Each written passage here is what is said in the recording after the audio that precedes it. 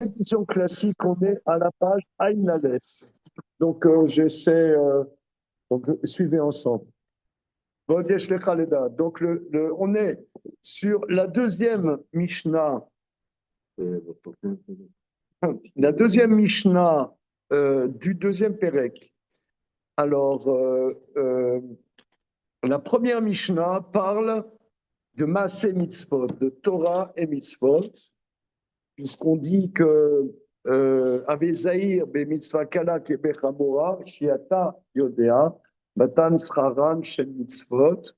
Donc fais attention à une mitzvah légère comme à une mitzvah très importante, car tu ne connais pas la récompense des mitzvot. Bon, ça, on a beaucoup étudié ça. Donc la première Mishnah du deuxième Pérec parle des mitzvot. Et maintenant, la deuxième Mishnah, c'est le fils de Rabbi Oda Nassi, va parler de Derer Eretz. Derer Eretz, il y a fait Talmud Torah Derer Eretz, que c'est beau l'étude de la Torah avec la manière normale de vivre, avec la manière normale de vivre, c'est-à-dire avec le fait de s'occuper, de subvenir à ses besoins, de Parnassa. Et il y a quelque chose, en tout cas aujourd'hui, dans notre génération, assez subversif, c'est-à-dire que l'étude de la Torah doit accompagner une vie normale. Le juif doit avoir une vie normale, il doit gagner sa croûte et subvenir à ses besoins. Mais par contre, il faut que ça soit accompagné de l'étude de la Torah. Donc ça, c'est le point très très important que nous avons vu. Maintenant, c'est écrit chez Yegiat TM Mashkeratavon que l'investissement, le labeur dans les deux fait oublier la faute. Alors, bon, il y avait un grand développement. Qu'est-ce qui est le principal? C'est le labeur. Et pourquoi ne pas dire le labeur entièrement dans la Torah ou le labeur complètement dans l'investissement de la Parnassa? Donc, c'est le labeur dans les deux. Alors, Veodeshera le Darat. Donc, c'est la notion du labeur parce que, grosso modo, lorsque la personne est en tranquillité, et c'est là que le Yetzerara s'attaque à la personne. Donc l'homme, l'humain, doit être tout le temps dans l'investissement, dans le labeur, euh, euh, et pas dans le domicile-adoré. Vous connaissez domicile-adoré? Comment? Non? C'est une chanson? Toi, tu as le petit Français, il a son pavillon de banlieue et il met un domicile adoré, ouais, mais il met une portée do, mi, si, la, do. Mi. D'accord? Ok, bien. Alors maintenant, euh, alors regardez à la fin il rapporte la Gemara dans Baba Batra, Yetzerara ou Satan ou Malachamavet. Donc, dans l'édition classique, c'est une dizaine de lignes avant la fin de Aïn Aleph, de l'Amoud Aïn Aleph. Yetzerara ou Asatan ou Malachamavet. Le Yetzerara, c'est le Satan, c'est l'ange de la mort, Kemoshe Amrou. Et Perekama de Babatra, Yetzerara, Shenatan Vadam ou Atzmo Asatan va Malachamavet. Chez Meviim à Adam et Laïder. Donc, c'est l'ange de la mort, tout ça qui amène au néant, à l'anéantissement et à la mort. Vakol ou Inyanechad, Fikar. Kolzman, Shelo, Yatsa, Adam, Lavira Olam. Tant que l'homme n'est pas sorti à l'ère du monde, Shelo, Nishlam, il n'est encore pas une entité entière, il est encore fœtus. Veu mitnonea el Shlama, il bouge vers la complétude, vers le fait d'être à terme. Et ne se colle pas à lui l'anéantissement, qui est le contraire de l'existence. Et ne se trouve pas deux contraires ensemble. C'est-à-dire que, étant donné qu'il est en mouvement, il n'est pas accompli, Donc le Yetzer Hara ne s'attaque pas à lui. C'est quand il arrive, donc justement, il naît, aval techev sheninar bebeten imo, mais dès qu'il bouge du vent de sa mère, vodimsa befaal beshlemut, il est dans un accomplissement en acte, veno omed elavaya od, il ne penche pas vers un être, Azda Begbo Haider, alors se colle à lui le néant, qui le Yetzerara, ou Satan, Malaramavet, Dabek, Berol Anipsen, qui se trouve dans tous les êtres existants. Les porteurs du malin qu'on avait pour nous, voilà, on n'est pas porteur, c'est Akadosh Borou envoie le Yetzerara. Mais il fait partie de nous ou il est envoyé pour... Non, j'avais toujours mon idée que c'était une composante de la personne. Mais... Ouais, bon, c'est pas le sujet ici. C'est pas le sujet. C'est quand la personne est, comment dire, il est un être en tant que lui-même, il existe, le fait d'exister, il y a on pourrait dire, une force contraire, qui est la force qui le tire vers le non-existence, vers la non-existence. Klal Davar, principe général. C'est bon dans le texte? C'est bon les amis? Ouais, Klal Davar. Qui a Yetzer Hara va Satan elem koar al davar shomed el havaya. Principe général, le Yetzer Hara et le Satan n'ont pas de force à quelque chose qui tend vers l'existence. Mais c'est ce que nos maîtres disent. Kol yeshiva eno elatsa. Chaque fois qu'on dit s'installer, ça c'est la souffrance.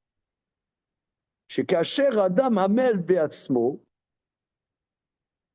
quand l'homme est dans le labeur en lui-même, et Kol Balamal Moré Sheno Beshlimuto Befal.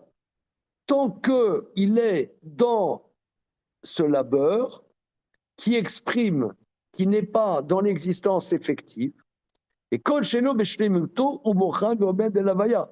Donc quand il n'est pas à son aboutissement, mais il tend vers l'existence et vers l'aboutissement, donc il n'y a pas le néant qui est le Satan. Aval kasher yashev adam v'yeshiva l'adam. Vous voyez par exemple combien de fois il y a par exemple le but du français. C'est quoi le but du français? Comme ça en fait. Voilà. Merci. Un petit. Non, mais l'autre jour, je regardais, mais vous n'allez pas le croire, mais c'est vraiment pour l'intérêt du show, un jeu télévisé. Et la personne ne pouvait gagner 100 000 euros. Et mon fils s'est dit, mais avec 100 000 euros, voilà, il pourrait dire, j'ai envie de faire un investissement, de me lancer une activité. Les gars, ils m'ont demandé à une dame, qu'est-ce que vous voudriez faire? Ah ben moi, si je gagne 100 000 euros, je prends ma retraite en avance. Je l'ai vu, c'est-à-dire, je vous raconte un truc que j'ai. Voilà, bon coach, là, tu vois, là, on se comprend. Je l'ai vu, c'est pas une légende, un truc. C'est ne rien faire, tu vois. Ah ouais, c'est idéal. Et ça, c'est le but, on va dire, le but, comment dire. Mais quand tu arrives à la retraite, tu dis, ah, maintenant, ça y est. Et j'ai connu plusieurs personnes, ah, maintenant, ça y est, et ils auraient des pathologies terribles. Pardon? Tu connais? Chaque fois, dans les 6 mois, le nombre de personnes. Sérieux? Ah oui, ça c'est Moi, j'ai un frère, 2 ans après la retraite, il est mort. Enfin, je connais quelqu'un très proche dans ma famille. Il a pris sa retraite, il a fait un petit voyage d'agrément, et là, il a eu une attaque, et il était hémiplégique jusqu'à sa mort. Hémiplégique. Hémiplégique, on regardera sur Google, que ça veut dire. Il a eu une attaque, mais une semaine après.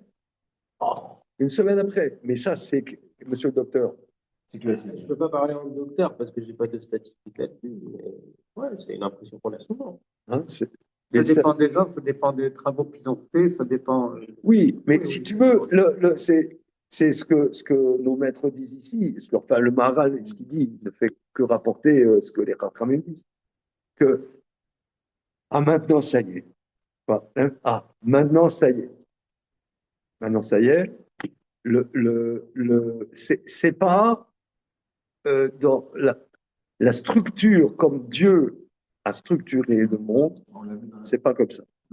C'est pas comme ça que oui, non, mais c'est ce qu'il a dit. C'est ça. Voilà, Veshev Yaakov. Voilà.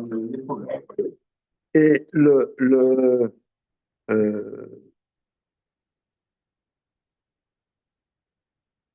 si vous voulez, ici, les Mishnayot, on a déjà parlé de ça moult fois, que la base des Mishnayot, c'est ce que Moshe a appris au Sinaï. Et nous, on est dans un monde, on est ici sur Terre, je ne sais pas exactement où on est, mais on est là, ouais. Mais on a la chance incroyable, la joie incroyable, que le Créateur nous explique sa création. C'est incroyable. C'est une joie. Vous savez, il y a une fête qui s'appelle Simchat Torah. Il y a une joie incroyable. Akadosh Baruch Hu nous explique comment sa création fonctionne et comment faire, qu'est-ce qu'on a à faire dans sa création. Il a créé que dans ce monde, il n'y a pas d'aboutissement. Il n'y a pas d'aboutissement. Et si tu es dans une situation d'aboutissement, eh bien, Akadosh Baruch Hu, il envoie un commando pour te foutre en l'air.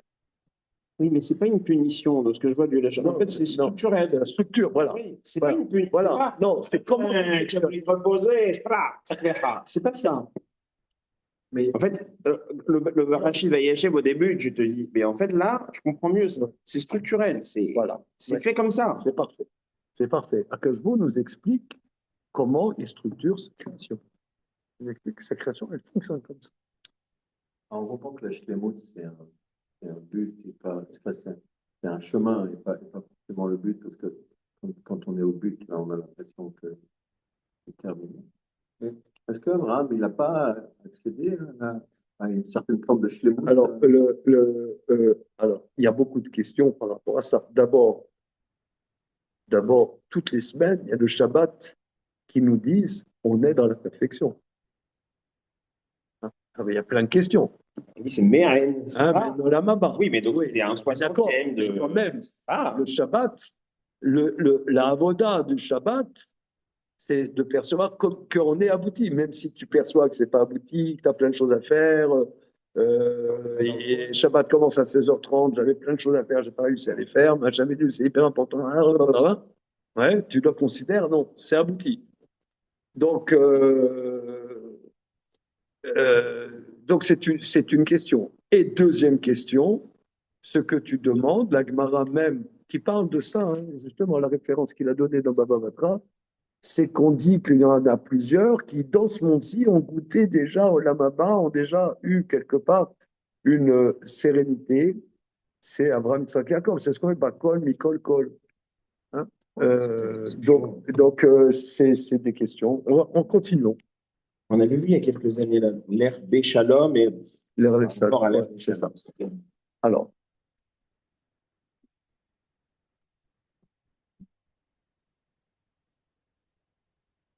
le Fikar Kol Yeshiva Eno Ela Tsar. C'est pour ça, toute installation, c'est souffrance. Vechel Mashama Bamidrash. Donc, je reprends ce que tu dis, Emmanuel. C'est parfait. Ici, c'est pas une punition, c'est une structure. C'est comment Dieu structure les choses. Voilà. Vechel Mashama Bamidrash. En Yeshiva, il y a une autre expression dans le Midrash. En yeshiva ela takala. C'est une autre expression moins célèbre. Toute installation est une embûche. Car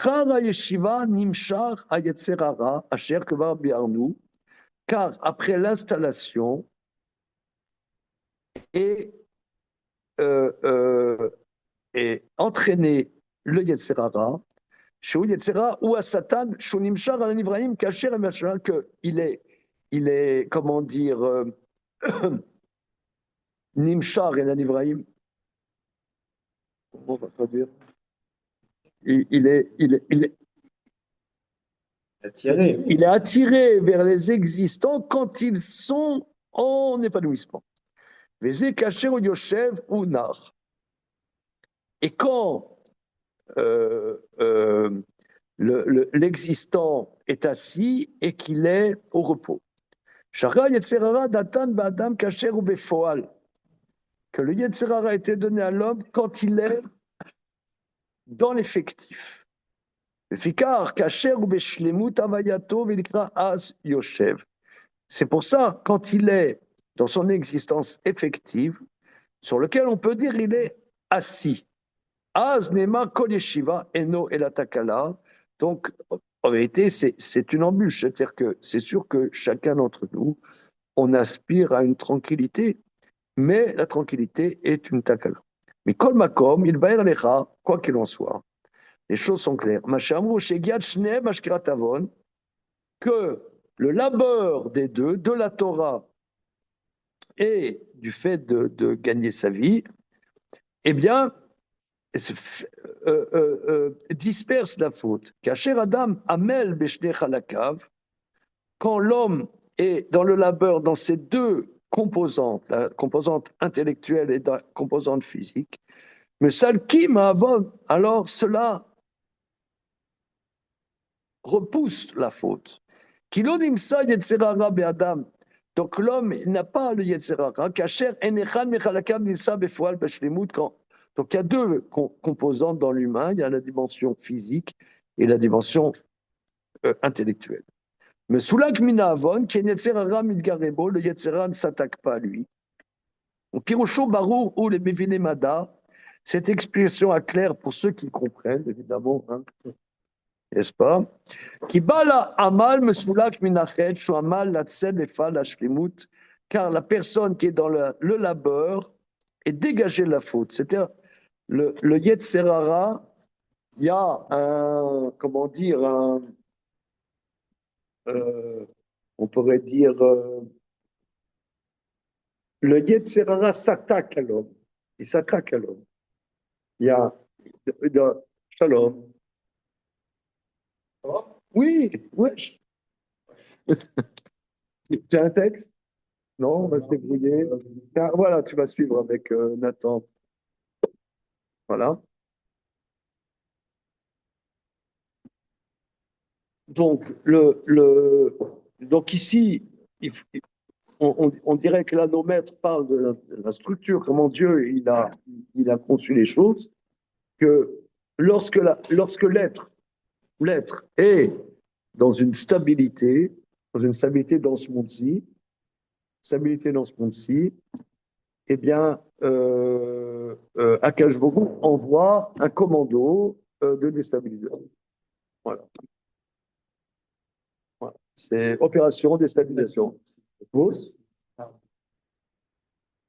On en voit très peu. Les gens qui sont zen comme ça.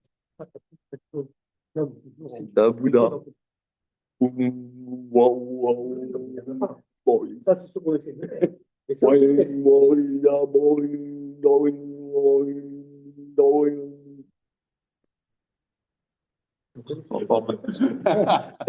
T'arrives au bon moment. Ça va, David Cohen? C'est offert par la maison. Oui, oui, j'entends le Bouddha, j'entends le Bouddha. Bouddha. D'abord. Alors, Il a le petit ventre bien rond, le Bouddha. voilà. Tu veux une petite bière? C'est pour ça. Hein?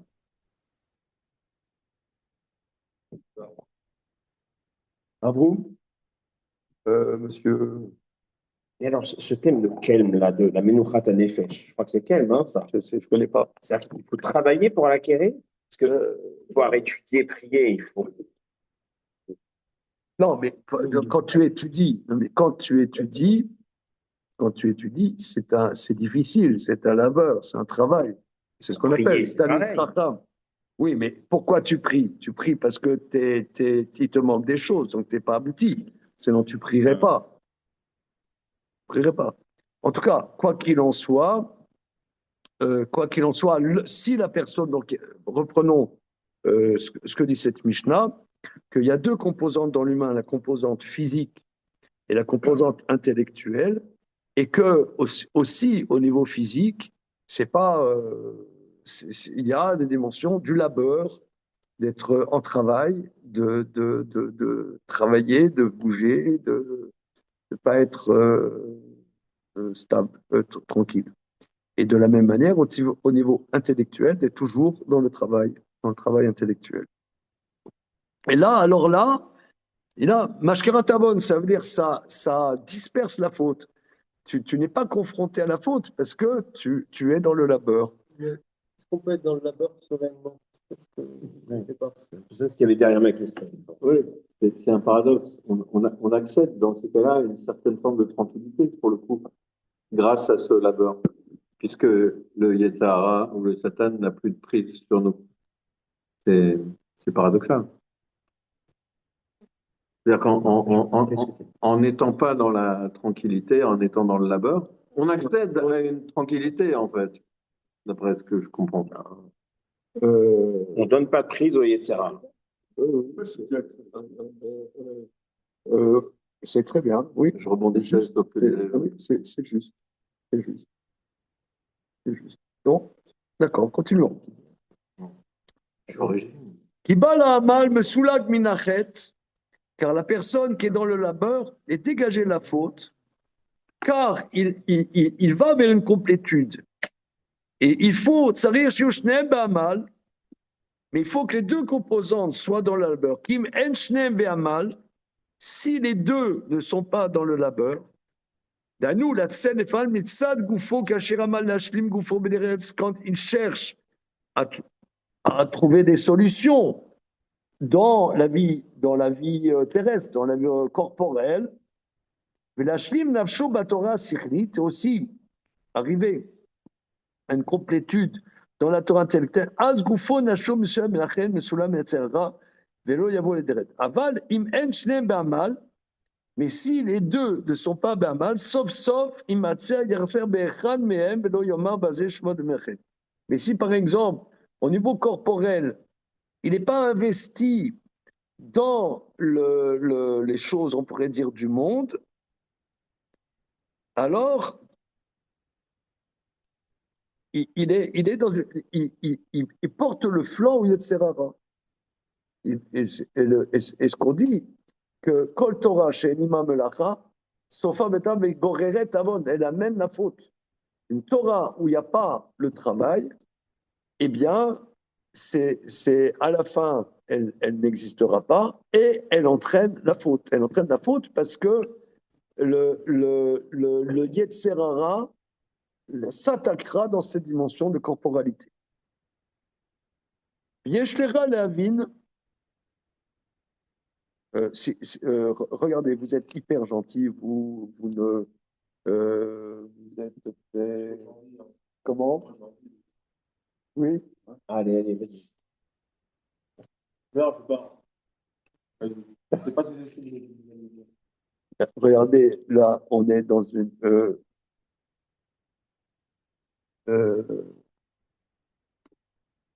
On est dans une génération très, très, très, très, très bizarre et très.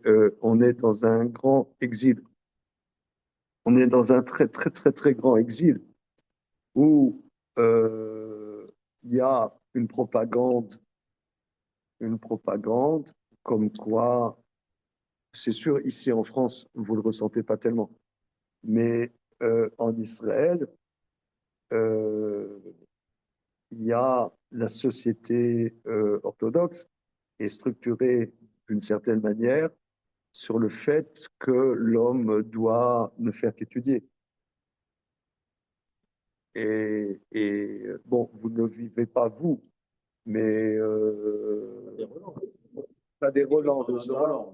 Hein, on a des relents de ça, mais il y a quelque chose de très, très déséquilibré. Qui est des gens qui ne font qu'étudier. Ça a toujours existé dans le peuple juif. Ça a toujours existé dans le peuple juif. Et il faut des gens qui ne font qu'étudier, puisque l'étude de la Torah est tellement énorme que c'est vital qu'il y ait des gens qui ne fassent qu'étudier. Mais que ça soit une normalité, c'est anormal. Maintenant, peut-être qu'on ne peut pas faire autrement, vu la situation. Mais, euh, ici, la Mishnah nous dit que si quelqu'un n'est pas amel au niveau physique de la survie physique, eh bien, eh bien il porte le flanc à un déséquilibre gravissime. C'est ce que la Mishnah nous dit. Mais prenons par exemple des grands maîtres comme Rav Moshe Hillel Hirsch et Rav Dov Lando qui se défoncent pour faire que il y ait des gens des yeshivot puissent vivre physiquement. Hein. Ben, eux, ils sont à mêle là-dedans. Hein. Ils se défoncent à des gens à 90 ans passés qui sont à mêle. Et c'est-à-dire que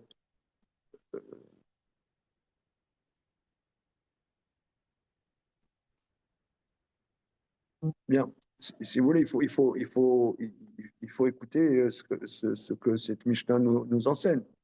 Peut-être qu'aujourd'hui, en tout cas en Eretz Israël, il n'y a pas vraiment d'alternative, mais c'est parce qu'on est dans un exil qui est terrible, on est dans un exil terrible.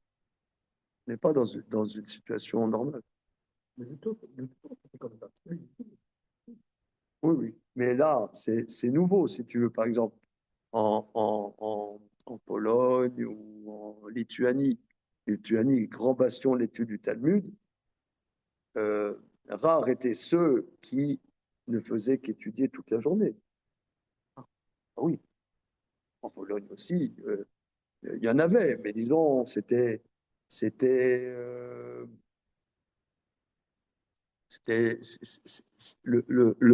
la vie orthodoxe, les gens bossaient. Les gens bossaient. On tombe dans un paradoxe. Et excuse-moi, par exemple, dans le monde racide, euh, les gens travaillent, euh, c'est valorisé. Valorisé. On dirait, pardon, Comment?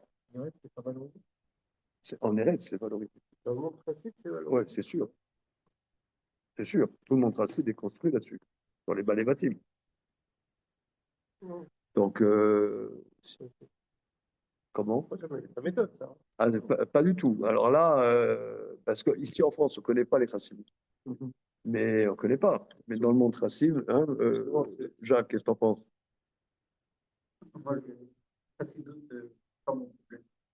Non, mais je ne dis pas. Non, mais je parle d'un point de vue sociologique. Je ne parle pas d'un point de vue adhéré ou je ne te demande pas d'avoir la photo du Baal Shem Tov dans ton salon. Mais.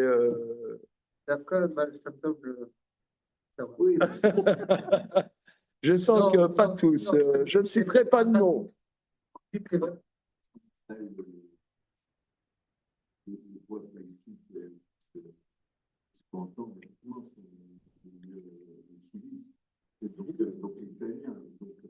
Non, mais en Lituanie, c'était pas comme ça. En Lituanie, ils bossaient. Ça a changé.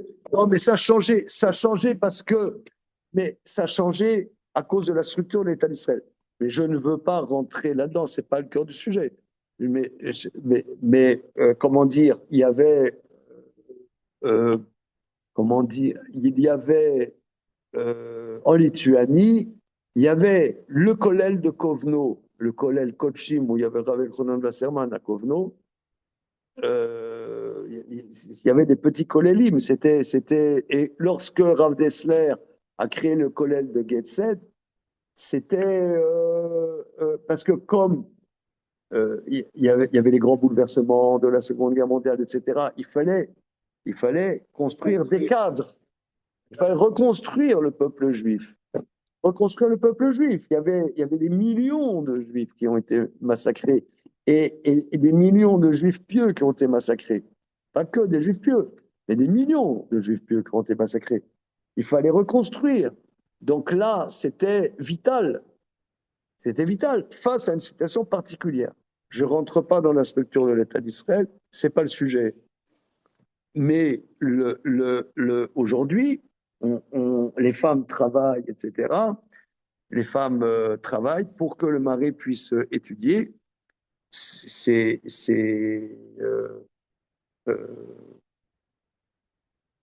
pas mal, mais c'est déséquilibré. C'est pas normal. Moi, j'en ai parlé avec Sébastien la dernière fois. Moi, j'ai ce problème. Mon fils, il est au collège.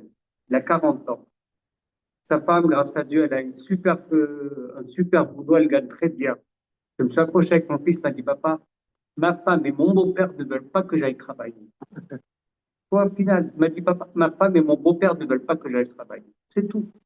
C'est-à-dire qu'il y a des gens qui, quand ils vont dans les yeshivot comme à Kol Torah, comme à Hebron et tout, les parents, ils vont là-bas chercher un barouk de yeshiva pour qu'après ce barouk de yeshiva aille continuer à étudier. Oui, mais moi j'ai des fils qui sont comme ça. Pas tous, mais j'ai des fils qui sont comme ça. Non, mais ça, on pourrait les ranger dans une catégorie d'exception qui existait déjà avant et qui existe toujours. Visiblement, il y aura toujours le problème, c'est pas le problème, c'est un problème, mais la réalité, c'est que le système s'est généralisé, en fait. C'est qu'on on conçoit pas que ce soit différent. Et ça a l'air effectivement de pas être dans le sens de comment je dois créer les choses. Voilà. C'est pas dans le sens. Il faut se rendre compte de ça. Moi, c'est pas une question de critiquer, c'est une question de réaliser ce qui se passe et que on est, je pense, hein, on pouvait ne pas être d'accord avec ça, que on est en Eretz Israël dans un exil terrible. Il y en a qui disent on est en Israël parce que on a un État à nous. Ça peut peut-être vous faire plaisir, mais on est dans un exil très très particulier. Un exil, une forme d'exil. Le Maharal explique dans le Tzar Israël, la notion d'exil, c'est de déséquilibre. On est dans une situation anormale. Peut-être, il n'y a pas le choix. Peut-être, on doit être dans une situation anormale. Si vous voulez, c'est comme quelqu'un, je ne sais pas moi, il s'est fait un accident, il doit faire de la rééducation. Alors, faire la rééducation, il doit étirer son bras. Tu me dis, mais c'est pas normal de tirer ton bras. Ben oui, je fais la rééducation. Peut-être il faut faire la rééducation, on étire, mais on est dans un exil. Je le ressens profondément. Ce étant, nous allons continuer. Il faut que tu comprennes dans la science il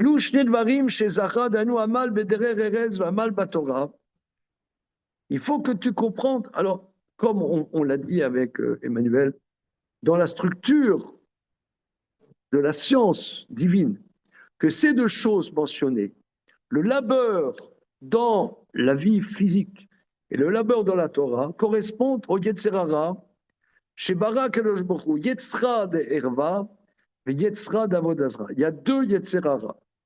Le Yetzerara de la sexualité et le Yetzerara de l'idolâtrie. Regardez,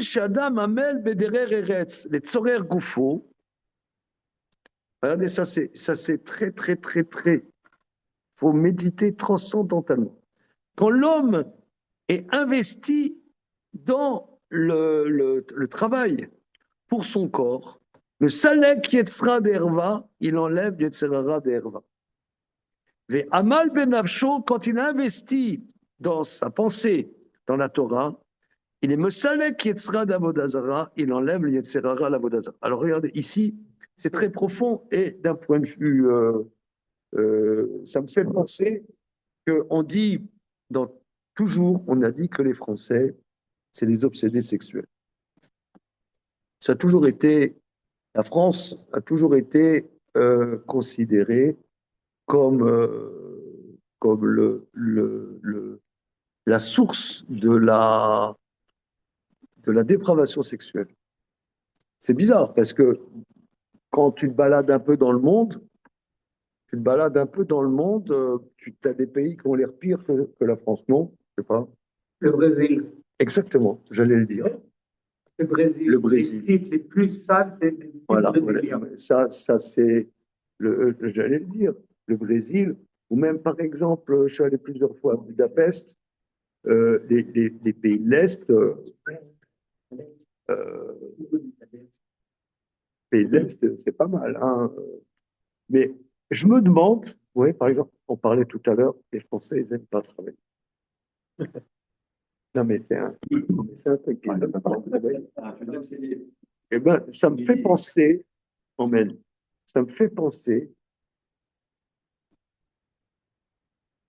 parce que quand tu es en vacances, tu as le temps de faire tes ch'touillottes, quoi, tu vois, de faire tes bêtises.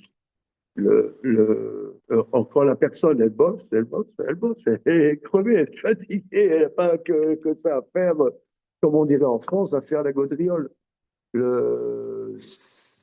Mais c'est intéressant parce que j'ai des amis Rocher Yeshivot comme ça, au Rocher Kollel, qui je parle, qui vont un peu partout dans le monde. Ils trouvent que la France, c'est très, très, très matériel. C'est bizarre. Parce que, oui, c'est ça. Tu parlais des États-Unis, c'est plus. Tu penses Oui, bah oui, ouais, tu parlais des États-Unis, c'est plus. oui. C'est la consommation. Le capitalisme. Voilà. Or, or, aux États-Unis, ils bossent. Ah, il bosse plus qu'en France. Ils bossent beaucoup plus qu'en France. Beaucoup plus Moi, qu'en je vais à France. Londres en ce moment, là-bas aussi, hein, ils bossent, hein. Ah, il bosse plus. Mais partout, on travaille plus qu'en France. Voilà. Excusez-moi. Excusez-moi pour cette hilarité. Longtemps, je disais un député LFI qui disait qu'il faudrait arriver à 15 heures par semaine. Oui, oui, l'autre. Oui, j'ai entendu ça. Oui, évidemment. 15 heures par semaine. Ouais, ouais. La- Mais, Jacques, je trouve que tu as le mérite de ne pas dire son nom. On sait qui c'est, on sait qui c'est. 15 heures par semaine. Non, mais il y avait une dicton à l'époque. La France n'a pas besoin de travailler, il y a des idées, il n'y a pas de pétrole. Au contraire, il y a des pétroles, il n'y a pas de pétrole. On n'a pas de pétrole, mais on a des idées. Tout le monde du choc pétrolier. Donc, oui, on n'a pas besoin Mais, mais c'est profond, si vous voulez, c'est très très profond parce que quand tu bosses pas, ben, tu fais quoi? Ben, tu dragues. Je sais pas, qu'est-ce que tu vas faire quand tu bosses pas? Quand tu es en vacances, qu'est-ce que tu fais? Tu dragues. Ça vous choque peut-être, mais c'est humain. Hein, voilà. Donc, quand la personne travaille, elle est fatiguée, elle est épuisée, elle n'a pas que ça à faire. Donc, et de la même manière, au niveau du cercle, alors regardez, ça c'est très très profond, que l'étude de la Torah, c'est difficile. Pourquoi? Pour ne pas arriver à la Vodazara. Parce que alors ici, peut-être, on va avoir une définition. Qu'est-ce que c'est la Vodazara, Manu?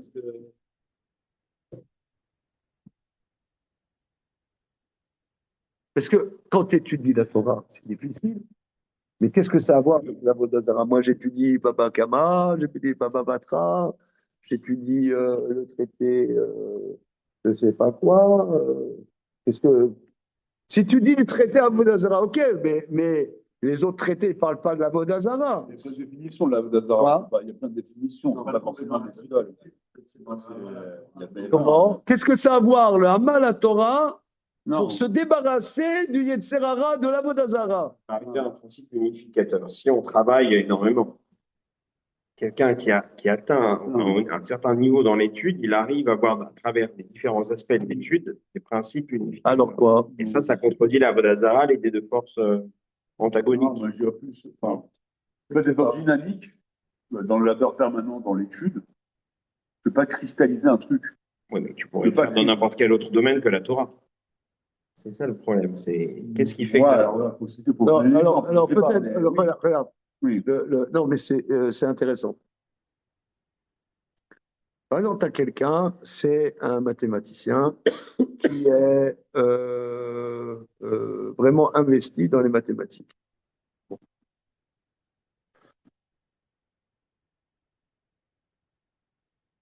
Est-ce que, moi je dirais comme ça, quand tu étudies, tu vois, par exemple, quelqu'un qui étudie pas beaucoup, il va te dire facilement, oui, dans la paracha de la semaine, on parle de ça, les bénédictions. J'ai vu dans Actu un Dvar Torah sur la paracha, satisfaisant. Voilà. Donc, tu as fait le tour du sujet. Tu as fait le tour du sujet, bah, c'est la Vodazara. On a cristallisé un peu.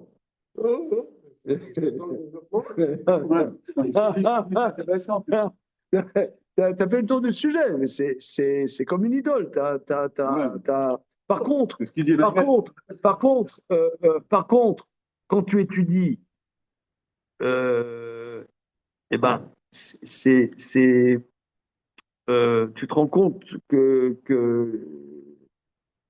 ce que tu vas dire, c'est pas forcément prouvé, que tu dois chercher des sources. Est-ce que vraiment c'est ça ce que la Torah elle dit ou elle dit pas euh, c'est ta pensée elle est déconstruite quelque part. Le- tu peux pas dire moi en tant qu'homme de gauche, non, je sais pas, la gauche, la droite, je sais pas moi. Toi, quand tu étudies, tu essaies de chercher qu'est-ce que la Torah dit. Alors, qu'est-ce que la Torah dit? Il faut se lever tôt. Hein. Donc, qu'est-ce que tu penses sur ça? Je sais pas. J'en sais rien. Il faut voir, il faut creuser, il faut voir. Oui, mais Donc ça, Navodazara, c'est je sais. Ça c'est un système. Voilà, c'est pas un système, c'est un système. Voilà.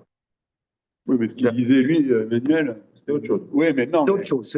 Oui, mais parce que tu peux creuser dans un domaine que pourtant tu es idolâtre. C'est ça. Non, bah, on parlait, je sais pas, on parlait des maths, là, par exemple, le mec, il cherche, il recherche. En fait, il n'est pas figé, le gars, tu vois. Ouais. Pourtant, bah, apparemment, il est idolâtre. Enfin, il est pas- Non, on ne sait pas, en fait, on ne sait pas, mais la démarche est la même que le gars qui cherche dans l'étude. Il n'est pas idolâtre. Ben, Oui, que non. mais par exemple, Ouais. oui, mais par exemple, un mathématicien, il peut être communiste, par exemple.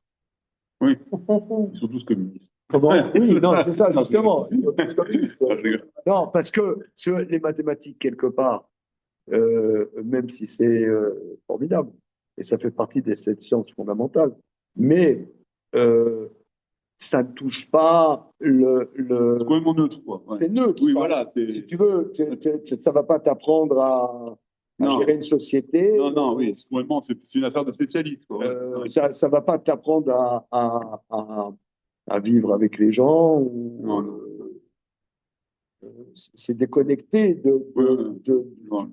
Donc, tu vas demander, voilà, à un mathématicien, qu'est-ce qu'il faut faire avec l'immigration? Ah si, il va te répondre. Là, il faut Il répondre. va les dire là. Alors, oui, non, mais Des technocrates, je suis là. non, mais les mathématiques, je ne sais pas, est-ce que les Non, mathématiques vont l'aider il va te dire, non, il va te dire, non, mais il va te dire, je n'en sais rien, c'est possible. Hein. Par exemple, Oui. par exemple, quand il y a eu la création de l'État d'Israël, ils ont proposé à Einstein d'être le premier président de l'État d'Israël. Et il a dit, regardez, moi je suis dans des chiffres, je ne sais pas m'occuper des hommes, etc. C'était formidable comme réponse. Hein. Il dit, moi je ne sais pas. Au final, c'est un scientifique qui est Ouais, c'est un scientifique. Mais c'était un grand militant. Oui, mais c'était un scientifique. Einstein, il a évoqué aussi le fait que c'est lui le père de la bombe atomique. Il a dit le père de la bombe atomique ne peut pas être président d'un pays. Ah oui? C'est la première fois. Ah oui? Ah d'accord. Bon, c'était quelqu'un, je crois, particulièrement humble. Hein. C'était quand même. Non, non, c'est particulier. Sortez du lot.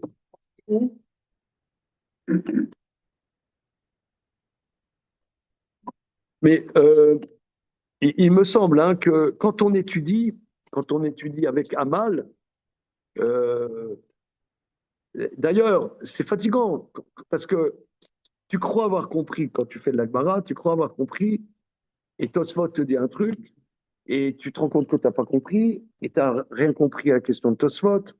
Et tu vas voir le Maharsha, il y a deux manières de comprendre le Maharsha. Donc, tu dis, qu'est-ce que tu penses je ne sais pas. Donc, c'est bien. Au moins, ça t'empêche d'être idolâtre. Et en plus, j'ai une définition Non, moi, c'est bon. de l'idolâtrie qui est là, parce que Baruch atah Adonai Eloheinu melech hakohen b'dvaro. Oh, ma- qui est là, on va dire que, tu as pris l'exemple d'un juif un peu comme ça superficiel, qui ne pose pas, qui n'est pas etc. Alors, il aurait un risque d'être ouais, Donc, c'est pas superficiel, c'est avoir fait le tour du sujet. c'est pas de certitude. Non, c'est pas de certitude. ouais, mais on est tous pas de certitude. Bon, on est tous idolâtres. Voilà, on est tous idolâtres. On est tous idolâtres. Mais voilà. Accepter. Mais idolâtres. Ça, c'est un grand thème. Non, mais c'est vrai que c'est un grand thème dans Rambam, dans le Guide des Égarés. Il dit toute la Torah, c'est pour adoucir cette tendance à l'idolâtrie. Alors, on ne voit pas trop parce que, je ne sais pas, nous, autour de cette table, on ne voit pas trop en quoi on est vraiment idolâtre.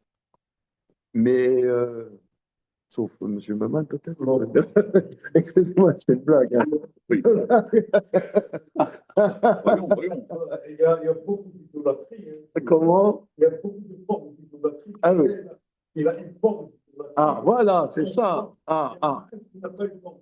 Ben, c'est ça qu'il faut, voilà, c'est ça qu'il faut définir. On s'attache plus pour Et je pense que c'est le choc quand tu étudies en particulier l'Agmara, c'est le choc que tu te rends compte que tu ne peux pas affirmer quelque chose facilement. Pause. C'est un peu pour les maths, ça ne t'apprend pas à vivre la philosophie. Tu vas avoir plein de concepts dans ta tête sur le bien, le mal, la joie. Et ça ne t'apprend pas à gérer une société ou une famille. Mais C'est beau, c'est intéressant, mais ça ne t'apprend rien dans ta vie de tous les jours. J'en ai vu pas mal. Quand tu as des enfants et tout, tu vas pas leur parler de philo, quoi. Voilà. Enfin, C'était dans ça, on vient à donc ils étaient après. ouais. Tout le monde comme ça. Ok, alors disons, moi je proposerais ça. Hein. Valider chez Adam Amel Badereret et Tzoreh Goufo, par le fait que l'homme il a labeur dans les choses du monde pour son corps, pour sa survie, alors il évacue le yetzer des pulsions sexuelles. Et le fait que l'homme il investit son intellect dans la Torah, il dégage le yetzer d'Avodazara. Donc là, c'est ça ce qui est difficile dans le Maharal, c'est qu'il n'explique pas plus. Hein. Bon, on a proposé, on a proposé. Ce que tu dis, Emmanuel, est aussi intéressant. Ok. Vadveri bailou amukim meod bechorma. Ces choses sont très profondes dans la science.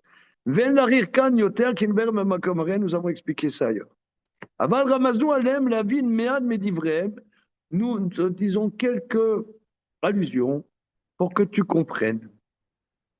Venez, olé à kol et danechad. Vamar kol Torah shenima melacha. Maintenant, la dernière proposition de la Mishnah.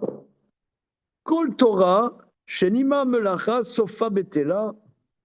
Toute Torah avec laquelle il n'y a pas de travail, à la fin, cette Torah s'annule. רצה לומר מפני שהוא אדם חסר, car c'est un homme en manque, qui אין לו מלאכה משלמת את האדם, car il n'a pas un travail qui complète l'homme. L'homme est dans un manque. L'homme, de la même manière que l'homme est dans un manque, d'un homme, il ne va pas manger. Par exemple, des fois, il y a des jours de jeûne. Vous avez entendu parler? Non.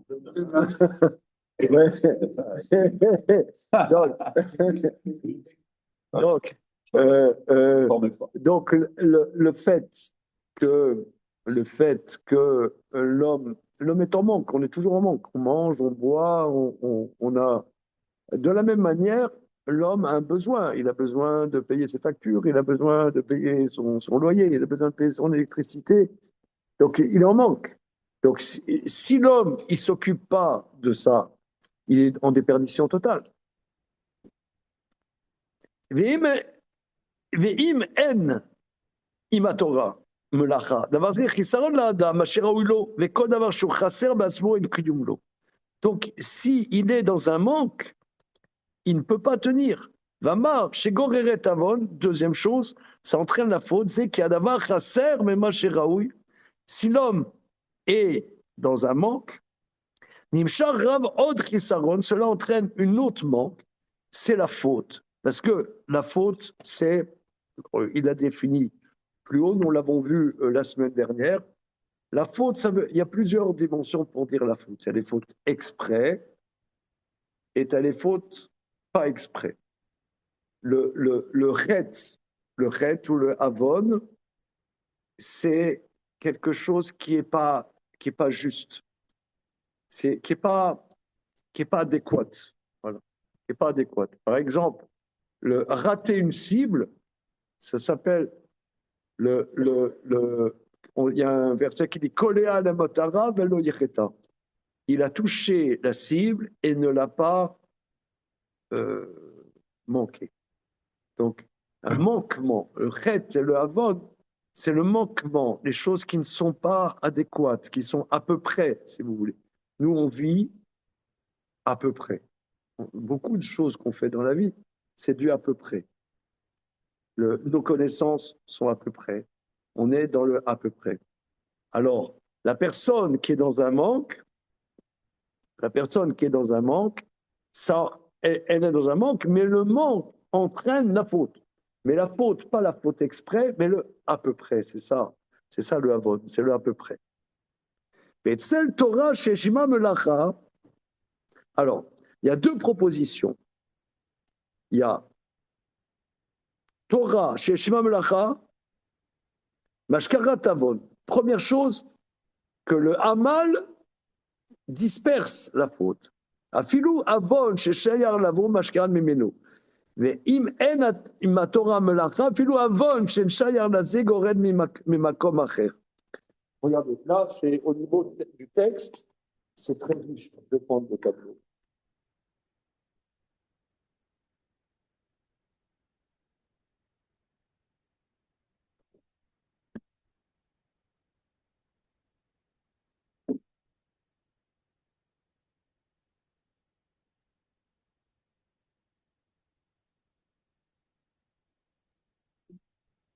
Donc, il y a deux propositions.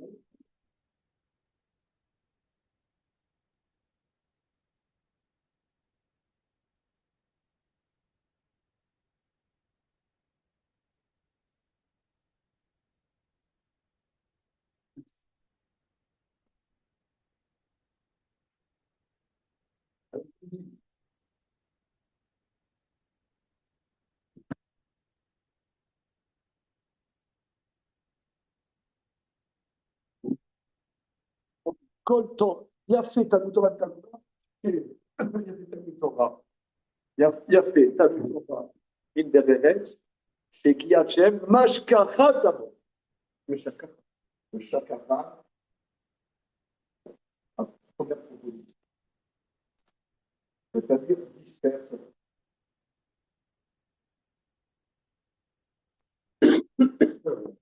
Deuxième proposition, Kol Torah chez Enima Melacha, Sofa Betela Vigoreret.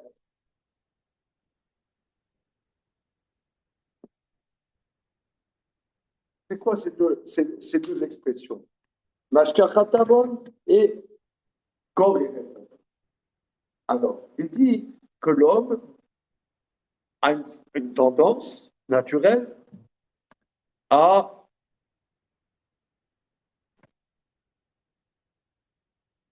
au Yetzirah, qui est naturel. Eh bien, Torah Imdereretz, ça évacue ces dimensions qui est proche de toi, qui est presque pas vraiment consubstantielle. C'est le débat avec Emmanuel tout à l'heure. C'est pas vraiment consubstantiel, mais proche de toi. Hein, il est là, comment dire, la péta chatat rovetz, à la porte, la faute est tapie, elle est juste là, elle attend, elle est là.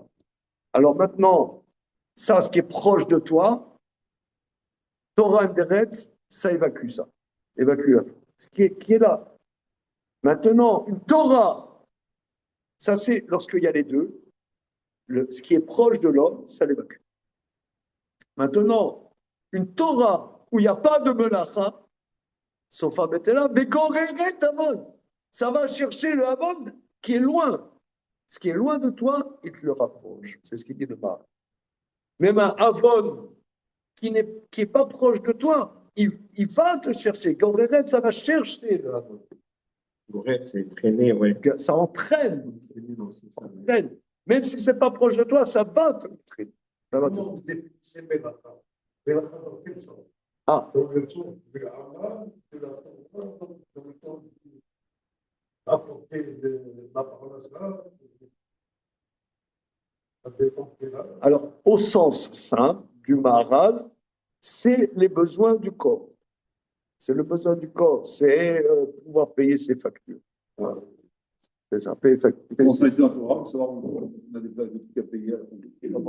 On s'investit dans la Torah pour savoir qu'à la fin, même si ça nous prend du temps, il y a des choses à payer à la fin. Il faut payer, il faut payer les factures, il faut remplir ses papiers. Les besoins de l'esprit. Comment? Et aussi les besoins de l'esprit. Ça, c'est Torah. Par une Torah, moi, je ne peux pas étudier la Torah si tous les jours je n'écoute pas Brassens, vrai, je n'écoute pas Dylan, je n'écoute pas Leonard Cohen. Mais vous êtes dans les années 60, après. Non, même 75, c'est non, mais je veux terminé. dire, on ne peut pas me couper deux mondes pour pouvoir étudier que la Torah. J'apprécie d'étudier la Torah si je peux continuer à apprécier le reste. En 1960. Allez, comme ça. Ça s'est arrêté. Jimi Hendrix est mort en 70. C'est quelque chose, c'est un devoir. C'est que la musique. Regardez, vous connaissez Danny Maman. Danny Maman, il ne peut pas être ce musicien qu'il est. Mais regardez, on est d'accord avec vous, mais on est d'accord. Personne. Mais on est en phase, il n'y a pas de problème. C'est pas moi qui vais vous contredire. C'est qui? C'est Danny Maman, c'est le cousin de. Non. Non. Non, on continue. Vous ne connaissez pas le guitariste Danny Maman? C'est pas Danny Maman. Qu'est-ce qu'on peut? Bon, ok, on continue. On continue. Un petit détail. Avon et Chet, apparemment, c'est la même chose. Bon, alors, on a remarqué la semaine dernière, tu l'as remarqué, je crois, que pour le Maharal, c'est Chouver et Verchou, hein, ici en tout cas. Continuons. נמשל עוד חיסרון, והוא החל שרוצה עוד יותר מזה. ואצל תורה, שהאשימה מלאכה, אמר, au-dessus de la Torah, alors, non, c'est ce qu'on va dire. Le car amar sofa beta gore tavon, kemu shiu le davar shiu chaser. Vemayu arbe chachamim. Ah, voilà. Regardez. Vemayu arbe chachamim, shelo haya lahem melacha.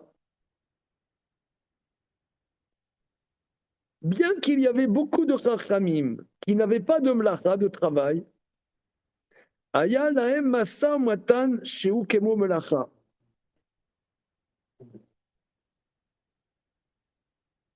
C'est intéressant, mais comme on a dit, c'est pas forcément Oui, voilà. Ça veut dire, c'est pas, ça veut pas, ça veut dire, ça veut pas dire que ils sont mineurs de fond, mais ils sont quand même dans la réalité des choses et que quand il y a une, comment dire, une réunion de parents d'élèves, ils y vont, quoi. Ils vont à la réunion des parents d'élèves. Voilà. Mais il rajoute, oh, chez Kolka Chashka Nafsham Batora, Shaya Kiyum le Torata. Bon, alors là, on parle de gens d'exception, qu'ils ont une telle passion de la Torah que leur Torah est viable. Mais ça, c'est hors catégorie. Voilà. C'est hors catégorie, il y a des gens, c'est comme ça. Ben Pirouche Amamazé Rakede Karar Rakar qui divrait Chachamim Benouyim al Chorma.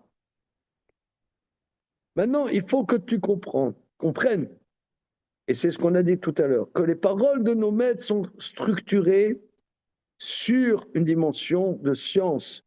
Quand l'homme approfondit, c'est-à-dire qu'ici, on ne parle pas d'anecdotes, on parle d'analyse des choses. Voilà, c'est ça. Quand on étudie du Maharal, le Maharal, c'est une école à apprendre à analyser.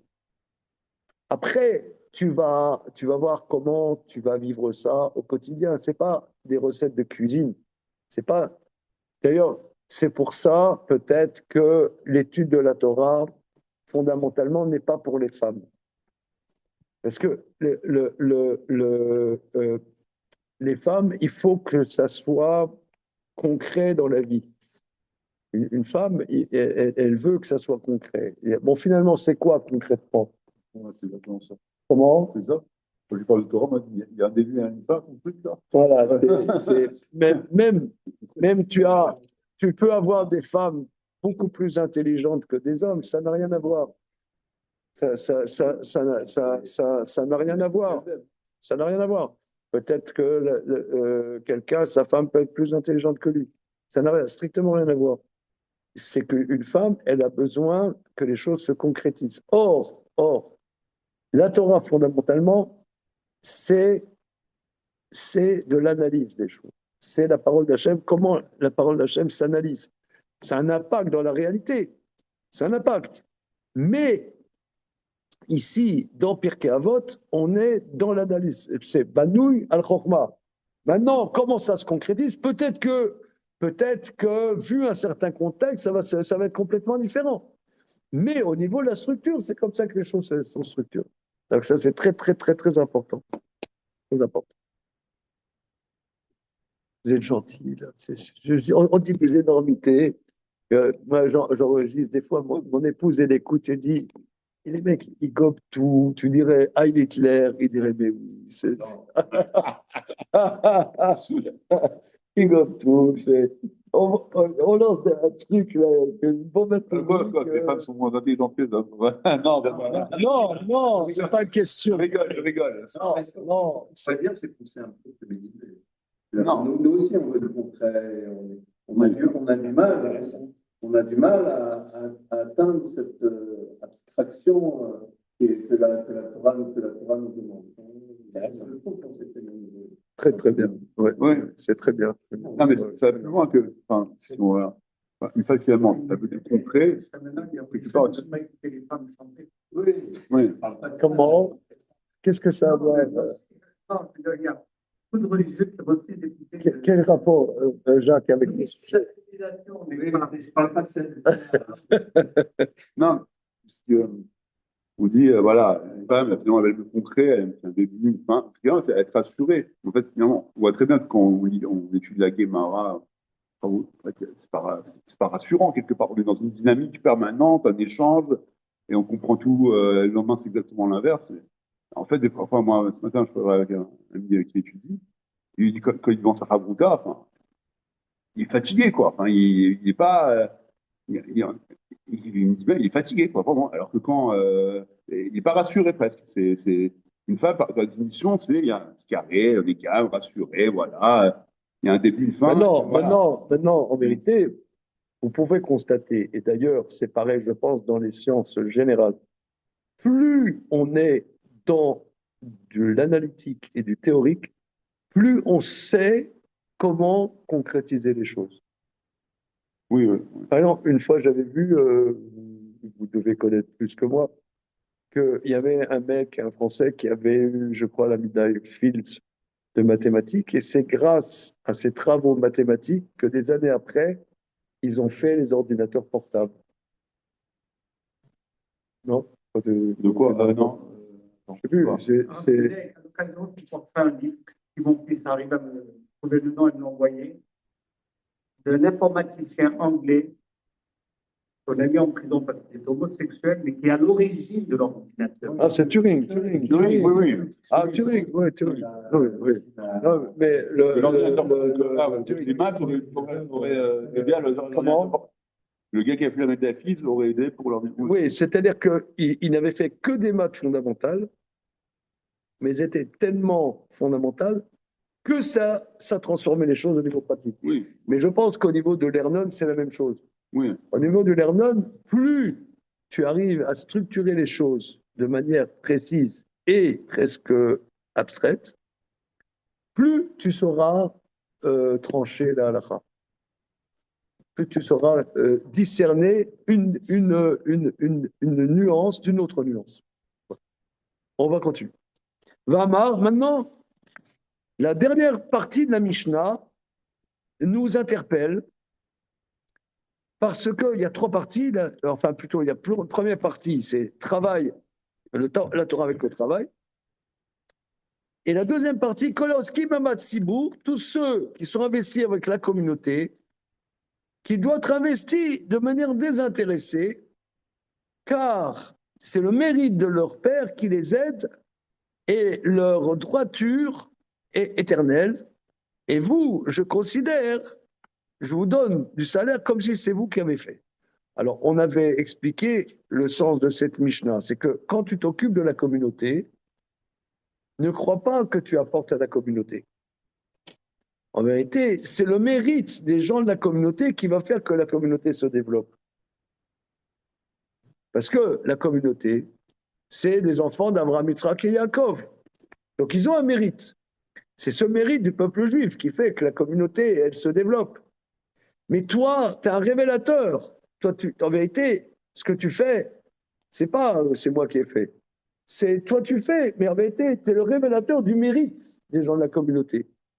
Néanmoins, Dieu te donnera une récompense comme si c'était toi qui avais fait d'aider la communauté. Bien qu'en vérité, c'est le mérite de la communauté. Bon, ça, c'est la Mishnah. Alors, qu'est-ce que ça a à voir avec la première partie de la Mishnah? C'est ce que nous allons voir. Suspense story. Vama. La Mishnah nous dit Kolaoskim imatsibur. Tous ceux qui sont investis avec le public. Riber elouch delvarim. Rabban Gamiel, le fils de Rav Yehuda Anassi, relie ces deux sujets. Danu Talmud Torah et Oskim et Matzibur Beyachad. Et ceux qui s'occupent de la communauté ensemble. Pourquoi? Yemidamim ou Mitzersim, car ça se ressemble et c'est lié. Qui a Torah ena kemo a mitzvah. שהמצווה כאשר הוא עושה המצווה אינו מתעסק בדבר שהוא הכל, כאשר הוא עושה המצווה, ולא שייך בזה הכל. C'est-à-dire, l'étude de la Torah, c'est pas comme la mitzvah. La mitzvah, quand il fait une mitzvah, il ne s'occupe pas dans quelque chose qui est global. Il fait une mitzvah, et une mitzvah, c'est ponctuel et non global. Mais כאשר הוא עוסק בתורה, הוא קונה עניין כללי. Quand il est investi dans la Torah, il acquiert un sujet général.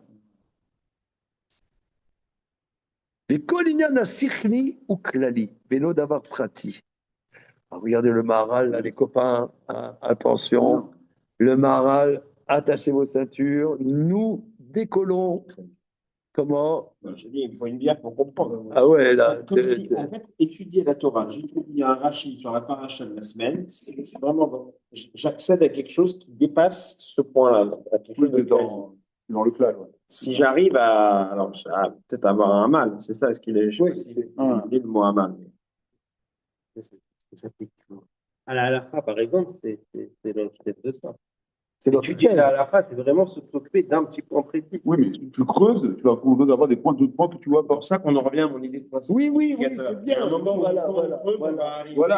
à... Là, il y a des choses qui n'ont rien à voir au début avec la initiale, quoi. Comme Akadosh Baruch Hu unit des choses parfois antagoniques, de la même manière, on pourrait dire, il y a une pensée qui sous-tend, une pensée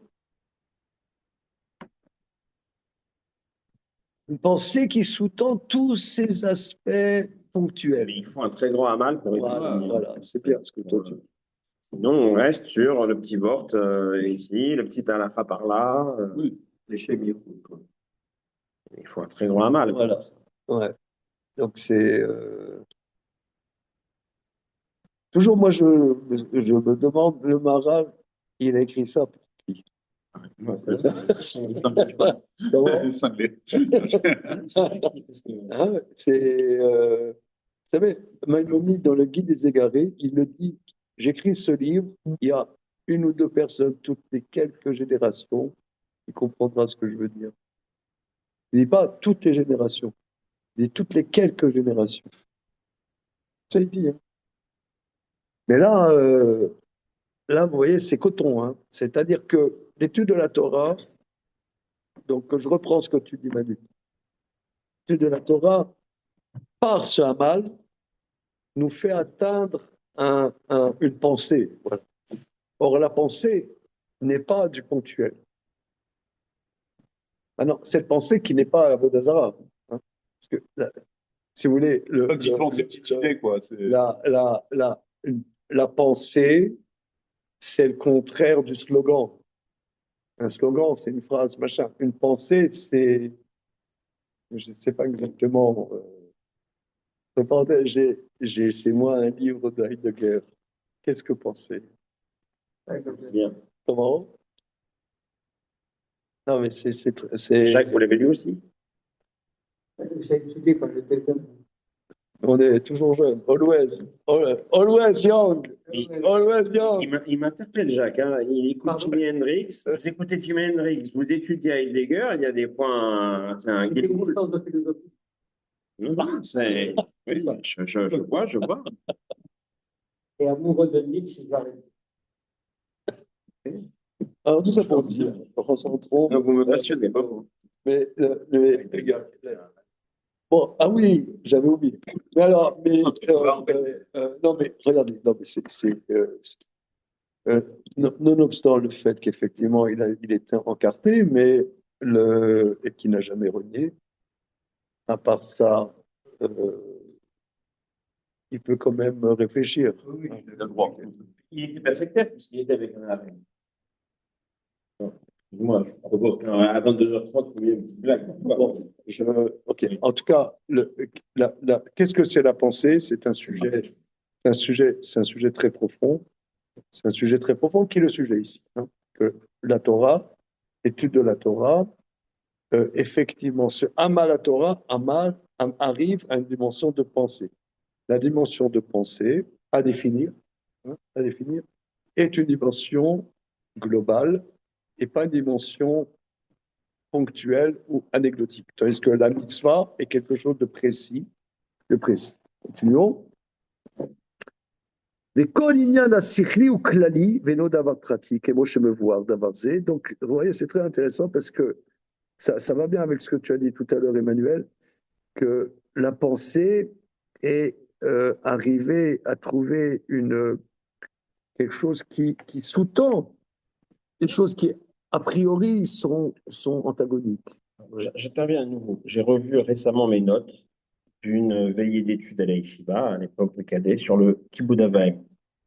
On a passé une nuit entière à réfléchir sur assez, doché, lota assez. C'était comment ça se fait que normalement une mitzvah tassée, elle repousse un interdit, Mais là, dans le cas du respect des parents, le père qui demande fais-moi un Un café café Shabbat, Shabbat, ça repousse pas. ça repousse pas parce que peut-être il va changer d'avis. Il y a une porte de sortie. C'est pas une mitzvah. Fais-moi un café n'est pas une mitzvah en tant que telle. Il y a un cadre général de respecter le père, mais justement, comme on est dans de l'humain, peut-être qu'il dit, ah ben non, finalement, j'ai pas besoin, chérie. Donc, c'est pas l'acte lui-même. On a passé une nuit là-dessus. Et donc, effectivement, vraiment, je ne sais pas ce qui fait que c'est peut-être la bonne bière, là, donc ça me fait penser à là. C'est-à-dire qu'effectivement, en passant la nuit dessus, on était sur Kibbutz Avaim, qui est une petite partie de la Torah. On est arrivé à dégager à travailler sur des klalim. Je ne veux pas dire que j'ai dégagé des klalim. À travailler sur des klalim assez d'ochelota assez. Qu'est-ce que c'est une mitzvah qui repousse un interdit? Et donc, c'est ce que dit le Maharal. À un certain niveau, c'est pour ça que j'ajoute la précaution, à un certain niveau, il faut un très grand amal et un certain niveau, on arrive à des klalim. Sinon, effectivement, c'est. Alors, c'est très, très bien ce que toi tu dis. Je dirais presque que c'est frustrant de ne pas étudier la Torah à un niveau klali. On reste sur des histoires un peu. Merci Beaucoup beaucoup. du temps. Merci beaucoup, Moi, ça m'est venu. Emmanuel. C'est très, très bien. C'est un grand travail que Rav Yeroham Lebovitch dit tout le temps dans ses cours. Il y a une série de livres qui s'appelle Dat Chochma ou Moussar de Rav Yeroham Lebovitch. C'est des cours qu'il faisait Rav Yeroham. Monsieur, tu sais qui c'est Rav Yeroham? Rav Yeroham Lebovitch, c'était ce qu'on appelle le Mashgiach de l'Eshva de Mir à Mir en Lituanie. Et entre autres, c'était le maître de Rav Shlomo Wolbe. Et pas que, hein, pas que. Et les cours qu'il faisait ont été rédigés en hébreu, dans une série de livres qui s'appelle Dat Chochma. On n'a pas ici le document.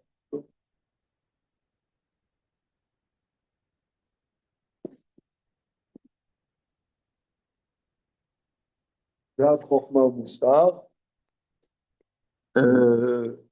C'était des cours qu'il faisait en yiddish, mais ça a été rédigé en hébreu. Et il dit exactement ça, que la Torah est un investissement de mettre à jour des ktalim. Comme on voit, Rabbi Akiva il dit, Ve'avta l'eracha kamocha, c'est klal gadol baTorah. C'est-à-dire que dans l'étude de la Torah, Rabbi Akiva a cherché qu'est-ce qui sous-tend, quelle est la pensée qui sous-tend, quelle est l'approche qui sous-tend la Torah. Il a dit, ah, c'est moi ton prochain comme toi-même. Donc l'étude de la Torah commence à la limite au moment où tu arrives à dégager L'amour du prochain. Voilà, c'est un ordre. À dégager une réflexion qui pas que ponctuelle. Voilà, pas que ponctuelle. Mais il faut travailler, non? Voilà. Ça ne peut pas être. C'est mal. Mais le Rambam et le Maharal, il expliquera, il dit juste la Torah, c'est clair. Voilà, il n'explique pas. Hein. C'est pour ça que c'est très, très, très difficile. Voilà. Zéou Omram, c'est pour ça que nos maîtres disent Shakul devar echad min Torah kechol haolam kulo. Que une parole de Torah est équivalent à l'ensemble du monde entier. Shenema vechol chafat sim lo yishvuba. Tous les désirs ne sont pas égaux à la Torah. Tout ce qu'on peut désirer dans le monde n'est pas égal à une parole de Torah, parce que la parole de Torah transcende quelque part toutes les réalités ponctuelles du monde. Arrête kol davar medivre Torah klali ou nirsha. Donc toutes les paroles de Torah sont de l'ordre du klali. On pourrait presque dire, même si on n'arrive pas, nous, à dégager, quelque part, ça fait partie de Klali. C'est ça ce qu'il est à dire. Paul Davar, il va être Torah Klali et Nercha. Finalement, Advar Torah, ça n'a pas de valeur. Advar Torah. Oui, donc c'est un Torah qui Si tu l'approfondis, il n'a pas la valeur. Si tu y réfléchis, tu arrives à dire là, oui, mais si tu l'écoutes comme ça, tu passes à autre chose, ça n'est pas grand-chose. Non. Si tu le réfléchis, oui, ça. Non, mais même n'importe quel halakha, finalement, de Mouxé ou de Bichoub, c'est de la pensée. C'est une mise à jour il y a plusieurs éléments. Comment? Voilà, c'est une pièce du puzzle qui est une réflexion, comment peser ça par rapport à ça, et qui dégage un point qui va être une halakha. Mais une halakha, c'est vrai, elle est ponctuelle, mais quelque part, c'est le résultat d'une pensée. Pas la pensée pas la pensée du style le penseur de Rodin, mais d'une pensée qui est sous-jacente, qui a mis. Alors il dit, d'abord, Zéatzmo à Pirouche. Seconde, voilà. Zéa Pirouche Gamken, qui ner mitzvah vetoraor. Alors c'est ça la notion. Que la mitzvah, c'est comme une lampe, hein, c'est comme une lampe à huile. Et la Torah, c'est la lumière. C'est la lumière qui est prise qui est la lumière qui va être prise dans cette lampe. Voilà. Parce que la lampe, c'est quelque chose de ponctuel. Aval la Torah, or, prati beor, car il n'y a pas quelque chose de ponctuel à la lumière qui ou eno chelek. La lumière n'est pas partageable, parce que la lumière, tu vois, la lumière, elle se propage. דבר זה עצמו, הפירוש שלמעלה שמובא בהקדמה כאשר תבין להרחיב מה זה. ועוד כי אמרו אפור בה ואפור בה דכולה בה. Et d'ailleurs, nos maîtres disent, c'est plus loin, hein, mais ça, c'est pas dans Rabban Gamliel. Hein. Affor בה דכולה בה, c'est-à-dire que tout se trouve dans la Torah. Le fikar mechaber lazé koloski me'abat sibour. C'est pourquoi, alors regardez ici, c'est vraiment géant. C'est pourquoi est relié l'investissement avec la communauté. Dainu imaklal enodomé les mosé d'avar prati charé zemitasek mais d'avar klali. Regarde, voilà, c'est le bon bateau. Allez, Jonathan, t'as compris. Allez, vas-y, explique-nous. Allez, Jonathan, dribble. Allez, dribble. Il ne s'occupe pas d'une personne, il s'occupe d'un tzibur.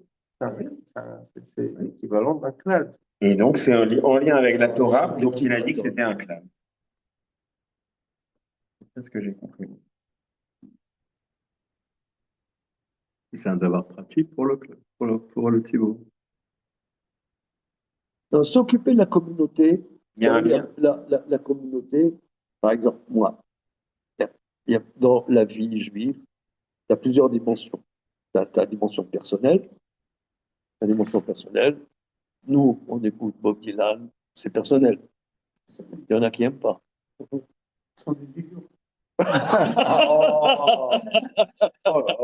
a même été prix Nobel de littérature. Le prix Nobel, Annie Ernaux aussi l'a eu. Bon, alors, bon.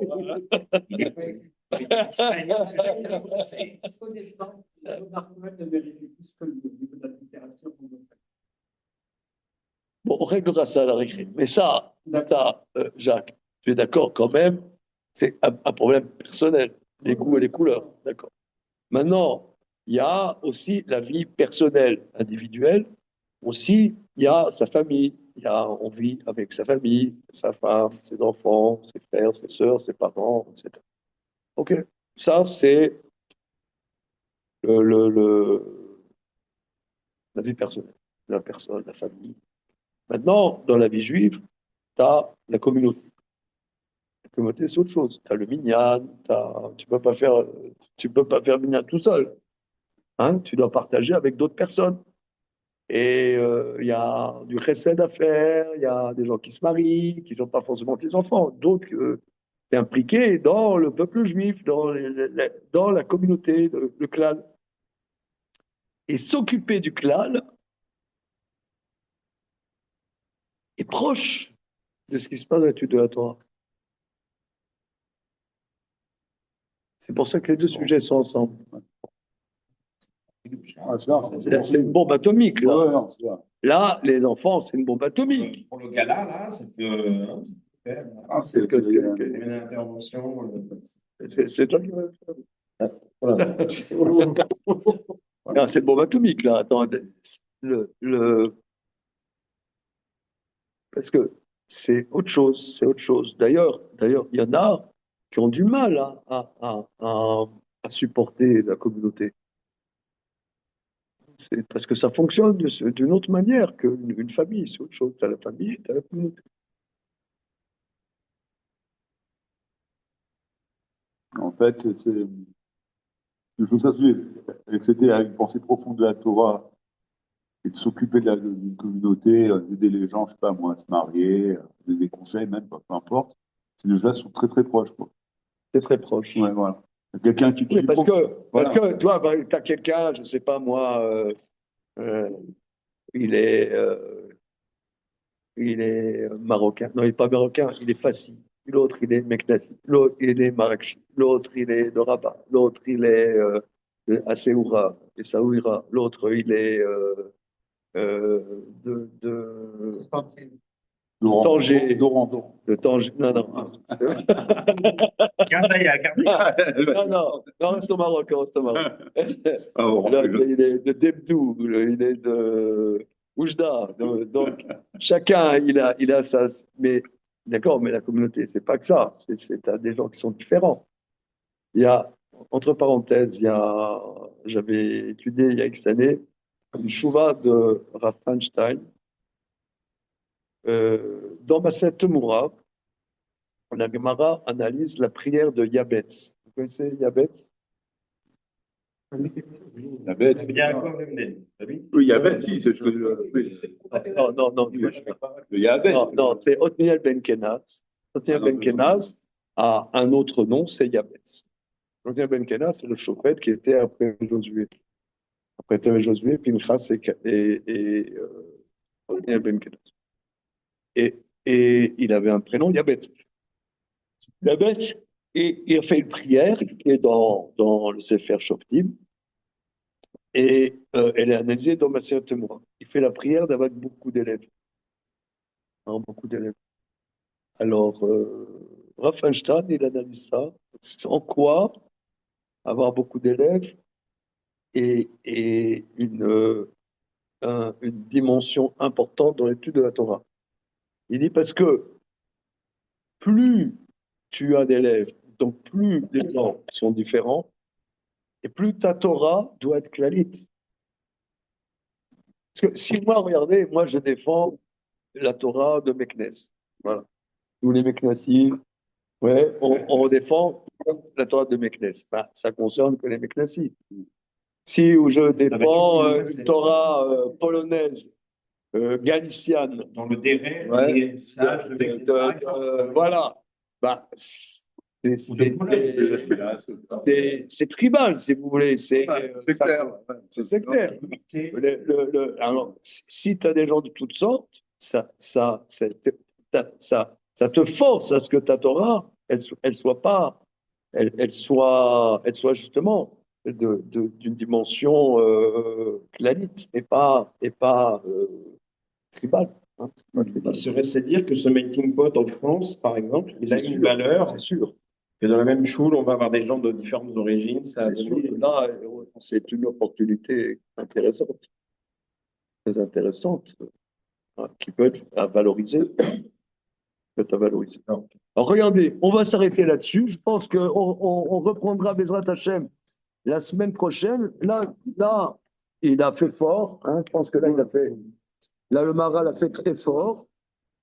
Il a fait très fort de relier l'étude de la Torah, la dimension clalite de l'étude de la Torah, à la dimension clalite de l'activité, de la dimension du tzibur. Je pense à ce qu'il dit. Non, c'est probablement. Bon, bah, ok, merci les amis. Bonsoir. Bonsoir, Zizek.